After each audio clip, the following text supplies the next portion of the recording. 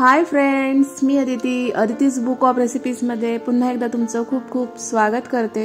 माझं चॅनल पहिल्यांदा बघत असाल तर नक्की सबस्क्राइब करा। आज मी तुमच्यासाठी उपवासाचा हा एकदम साधासुधा झटपट होणारा पचायला हलका असा पदार्थ घेऊन आलेली आहे।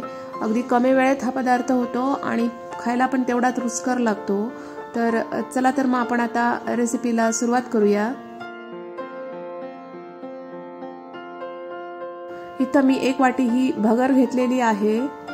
आपली जी किचन मधली मीडियम साइजची वाटी असते तेवढी वाटी भरून ही भगर आहे। तर ती मी 3 वेळा पाण्याने स्वच्छ धुवून घेतलेली आहे। इथं मी कढईमध्ये 2.5 वाटी म्हणजे ज्या वाटीने मी भगर घेतली त्याच वाटीने 2.5 वाटी पाणी घेतलं आणि ते उकळवून घेतलेलं आहे।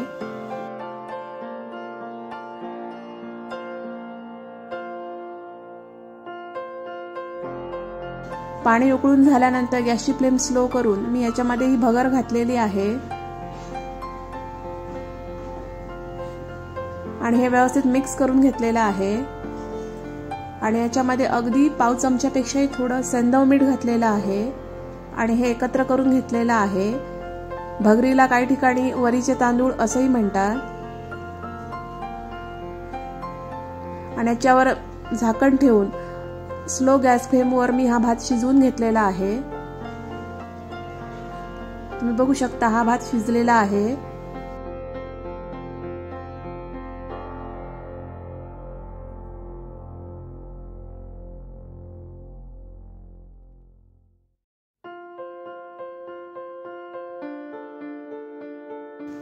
आता हा भात मी एका मोठ्या भांड्यामध्ये काढून घेतलेला आहे।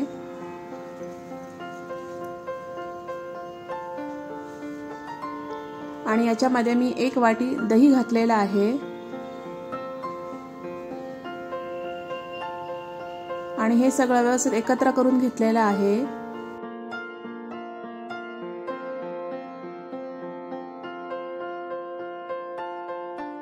आता याच्यामध्ये मी ही हिरवी कोथिंबीर बारीक चिरून घातलेली आहे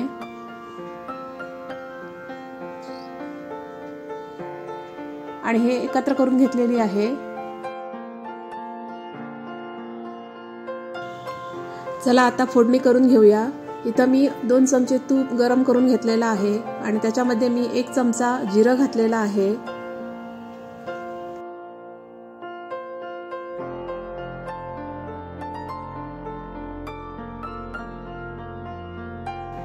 जिरं चांगलं फुललं की याच्यामध्ये मी 2 लाल मिरच्या घातलेल्या आहेत सुक्या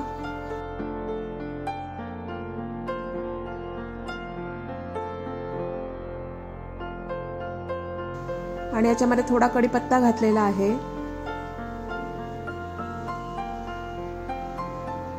आणि ह्या फोडणीचा तडका मी ह्या भातावर दिलेला आहे। तुम्हाला आवडत असल्यास ह्या भातामध्ये तुम्ही बारीक चिरून काकडी आणि बारीक चिरून हिरवी मिरची हे पण घालू शकता। आणि हे बघा मस्तपैकी असा आपला हा उपवासाचा दही भात किंवा कर्ड राईस तयार झालेला आहे। अगदी झटपट हा राईस होतो, पोट भरतीचा हा राईस आहे, पचायला पण एकदम हलका आहे। आणि जर तुमचा उपवास असेल तर त्या उपवासाच्या दिवशी तुम्ही हा राईस नक्की ट्राय करा।